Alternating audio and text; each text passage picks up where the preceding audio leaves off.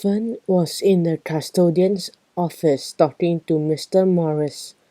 Buster was supposed to meet her there, but he had not shown up on time, so she had started without him. "You say you left that sidewalk unattended while you went to that Binky?" Mr. Morris stopped to think. The radio was playing in the background, but Fern ignored. "It was only for a minute," he said finally. "I don't see anyone else around." Fern wrote something in her notebook. "And has this sort of thing ever happened before?" she asked. "Not where a student was mentioned by name, it was." A shadow suddenly fell between them. Fern and Mr. Morris both turned to see Buster standing in the doorway.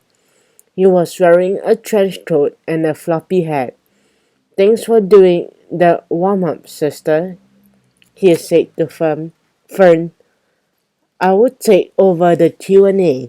Suddenly, the unknown pop song started playing on the radio.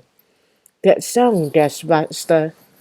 Mr. Morris looked over to the radio. His glance fell on the clock next to it. "Hey, it's after 3. I've got to get back to work." He ushered Buster and Fern out of his office and locked the door. "I'll see you kids later." Buster didn't seem to be paying attention. He knelt down and pressed his ear to the door, trying to hear the song.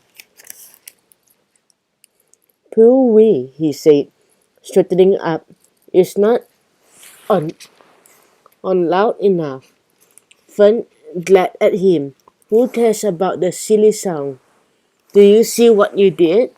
You distracted our witness. You ruined the whole interrogation." Buster pushed back his head. "Don't blow a fuse, dollface." "What's next?" "What's next? I'll tell you what's next. Stop talking the way and get rid of those damn clothes." "Everybody's a critic," said Buster. "Now if you're done jabbering, let's take a look under the hood." They moved to the walkway where the graffiti first appeared. Fern knelt down on her hands and knees, studying the cement and making notes in a notepad. She spotted a footprint in the dirt, but before she could get a better look, Buster had stepped on it. "Do you see what you did?" Fern yelled. Buster took another lick of his lollipop.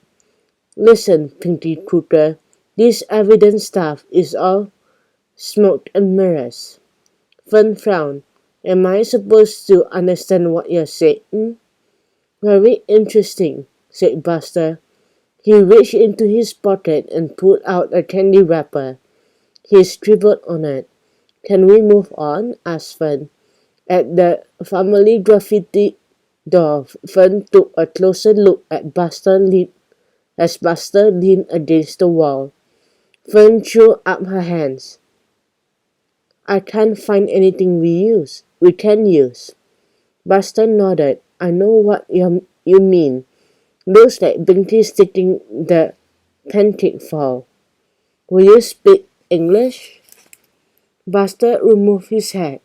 "Nobody seems to know anything, Fern," he said seriously. "I think that's very odd." "You're the one who's odd, Buster. I think maybe Binky did write the graffiti, and he's making me work with you so that I won't learn the truth." She stomped off, leaving Buster writing on his candy wrapper again.